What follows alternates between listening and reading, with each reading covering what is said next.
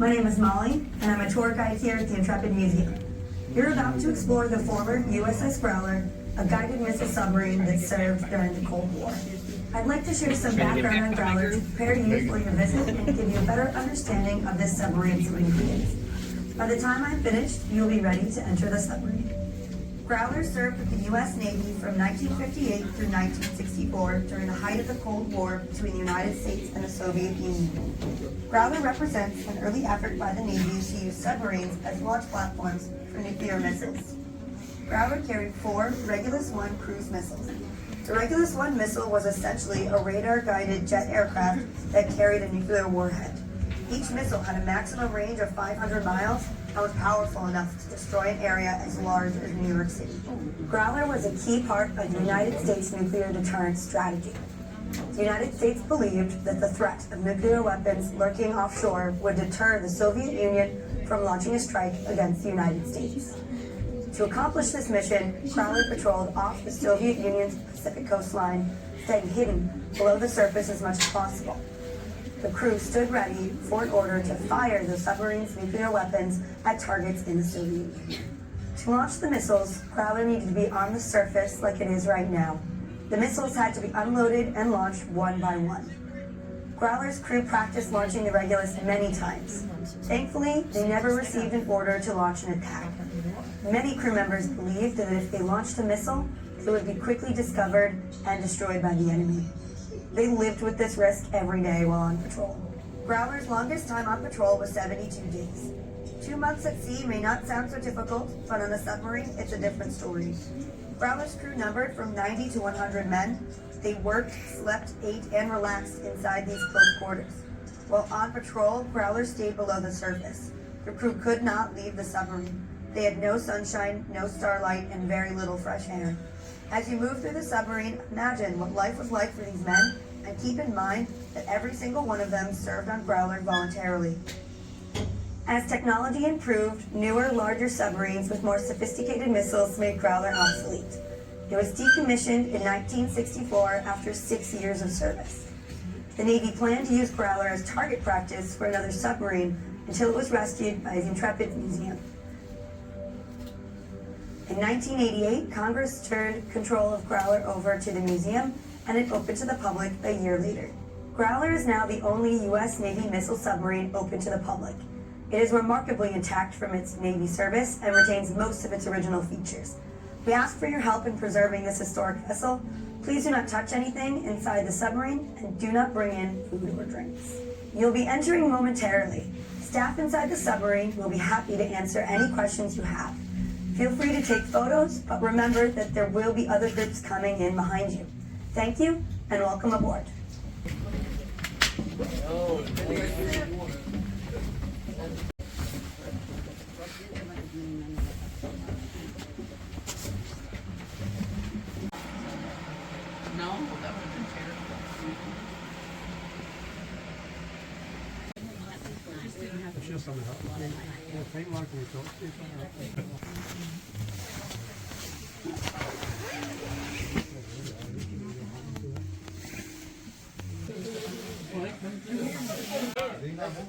Hey, stop. Sorry, guys. Take a video with you.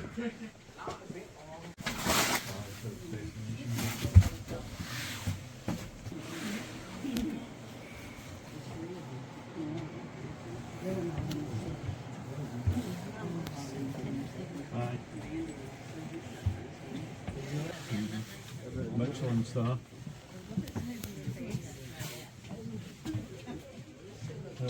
The commanding officer's room.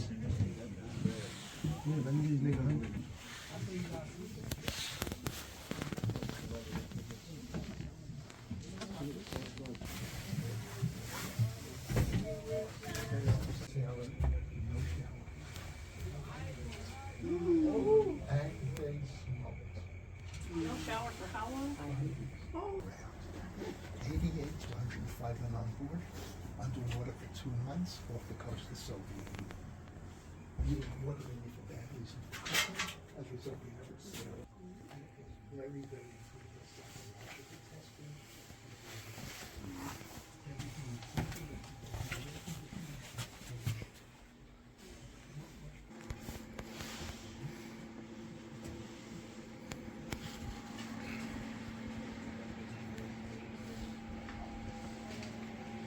Can you have a look at the time? Quarter to 12.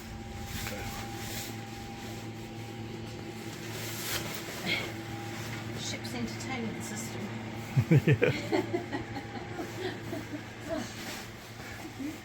Probably just recording everything that Well, that's a big stick there for that. There is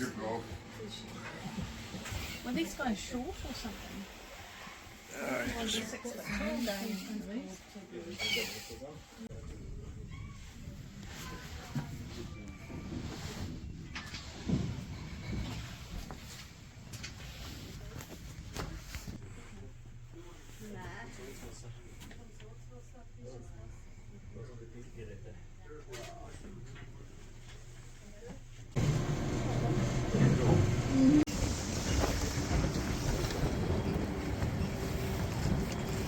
Red October. Yeah.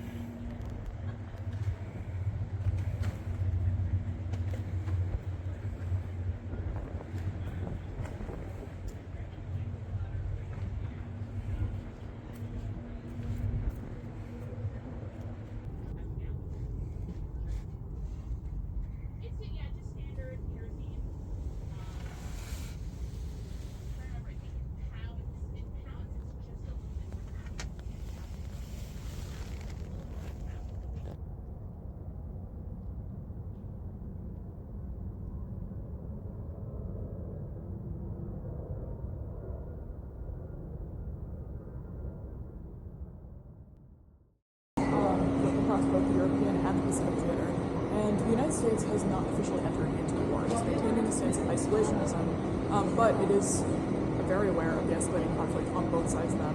And so they decide that it might be a good idea to bulk up their arsenal just in case. Aircraft carriers have been in use with the U.S. Navy since about the 1920s. And the keel for the ship is going to get laid on December 1st of 1941. The idea behind this is that it was going to take about 3 to 5 years to construct it in its totality, which makes sense. It's going to be a very large ship. It's going to have more technological advancements, carry more aircraft, and more advanced radar and things like that. But 6 days after the keel is laid, December 7th, 1941, Japanese aircraft launch an attack on the naval station of Pearl Harbor, and that is going to really dramatically change the United States' attitude towards the war. It's going to catalyze their entry into it with a focus on pushback against the Japanese Empire in the Pacific theater. It becomes their self-imposed job, I suppose, to try and corral the Japanese Empire back to the lines. So from there, what they realized with the Intrepid is that the construction needs to get expedited pretty quickly. Like, they need this completed yesterday. So all that being said, Intrepid's construction in the end gets expedited to such an extent that they're actually completed in 17 months. This ship stands at about 300 meters long, just about, or about 3 football fields in length, if that's a fair unit of measurement. And depending on what you count as a deck, Intrepid has anywhere between 9 to 13. And from there, once it was finally, once it had been finished, the ship's going to undergo a series of sea trials, basically just making sure that everything on board is working as it should. It's going to be about April of 1943, and by August of that year, the ship was officially deemed ready for entry into active service. So August 16th of 1943, Intrepid is going to have its official commissioning ceremony. Now, its first official day of active service in the Pacific isn't until January 29th of 1944. But to get to the Pacific, where it has to actually enter active combat, it has to pass through the Panama Canal, which is a little bit narrow. And as it passes through, the ship actually collides with the side of the Panama Canal, which requires it to make a pit stop in California for some extensive repairs before it's actually able to enter active combat. So So maybe not the most auspicious start, but unfortunately it does kind of pave the way for, or set the stage for a lot of Intrepid's career throughout World War II, when it becomes what, unfortunately, one of the most often damaged aircraft carriers of World War II in the American fleet, specifically getting damaged about 6 more times throughout the course of its service. So before this class, Yeah. what was the biggest sort of naval ship? The first American aircraft carriers were basically oil tankers that had been converted into aircraft carriers. They basically just put a big flat plank on the top and called it a day. Yeah. That was CV-1, USS Langley. And then from there they had CV-2 and CV-3, Saratoga and Lexington, which were also converted to oil carriers. CV-4, the USS Ranger, was the first kind of purpose-built aircraft carrier, the one that they built like from the ground up, with the intention of it being kind of a technological abyss. So before this, there have been like a few iterations of this where they're basically just kind of experimenting with how this technology worked. CV-8 was like a little bit smaller than Intrepid. This was definitely a kind of, how do I put it, a massive upgrade, shall we say. But they do get a little bit bigger than even this. So modern carriers today are about 100 feet longer, and they're quite significantly wider. So they are a little bit bigger than the ship is even there. But at the time, that would have been one of the biggest in the Navy. Yes, at the time this was potentially the biggest in the Navy. During World War II, we're going to have about 90 to 100 planes on board. They're going to be arranged from lightest to heaviest in the back. The lighter ones are going to be using catapult systems, so basically just giant slingshots that'll take the plane and fling it off the front of the flight deck, kind of like to see in Top Gun. And also because the flight deck of an aircraft carrier is one of the more dangerous workspaces in potentially the world, specifically because there's a lot going on up there at any given time.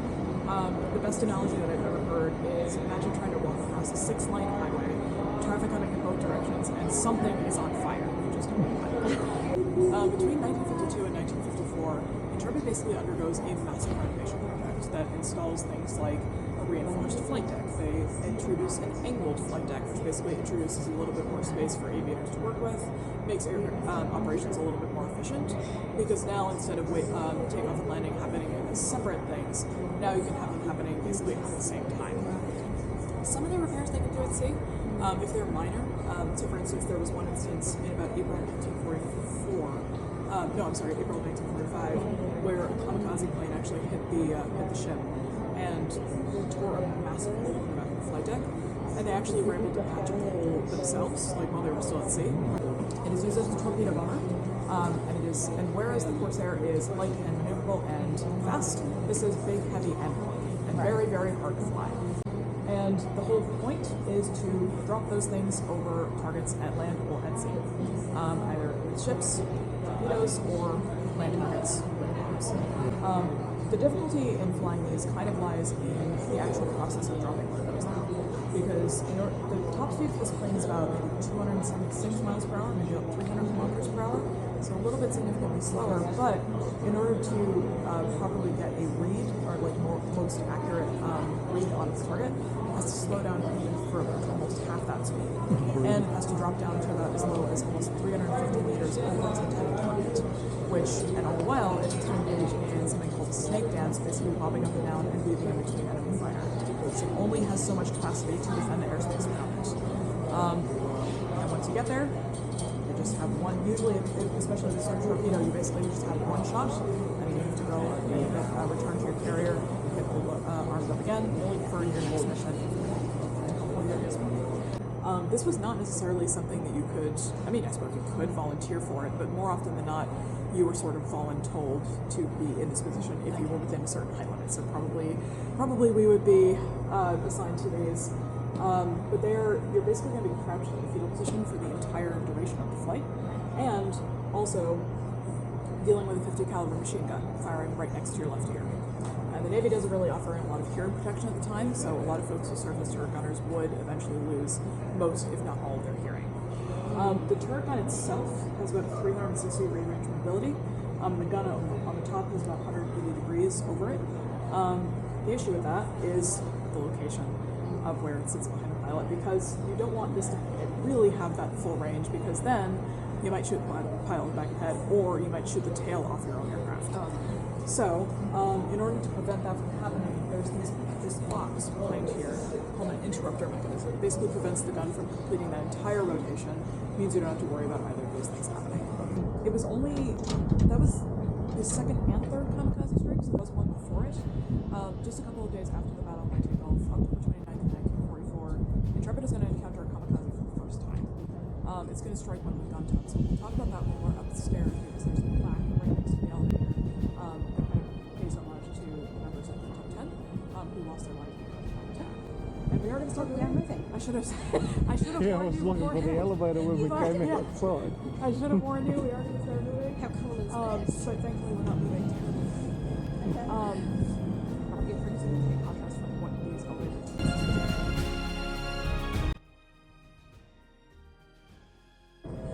but in any case, this is our portside aircraft elevators. It's one of three that was in use with and the primary purpose was to bring aircraft into the device. So typically an aircraft would get rolled in front of these doors, and they would roll all the way up, and the positions in between would actually be on a sliding scale, so it's slot to the sides, which would leave a substantial enough gap for an aircraft to pass through. Generally speaking, you're only going to have one aircraft on board at a time. In the case of maybe the Hellcats during World War II, which are a little bit smaller, you could potentially fit more on board. But in any case, once an aircraft had been moved onto the elevator, they're going to get secured down to these little X's that are attached to the elevator, and also you see them on flights as well. They're called tie-downs, appropriately enough, because basically they're just going to secure the aircraft in place while it's in transit so it doesn't go anywhere while it's moving. Because you do want the aircraft to leave the flight deck, it's not on the side. But typically these elevators can actually move really, really quickly. They can move between decks in about 7 to 12 seconds. So it's going to basically heighten the expediency of all operations on board. We've just slowed it down so that we don't have aircraft. But one thing that I can point out, especially now that we can see the scale of the rest of the flight decks, is to point out that this is made out of wood. But it's actually an homage to the fact that during Intrepid service, the entire rest of the flight deck was pulsating and breathing. The reason that wood is travel is not faster. So 30 knots, which is about the same speeds that are onto our Atlantic.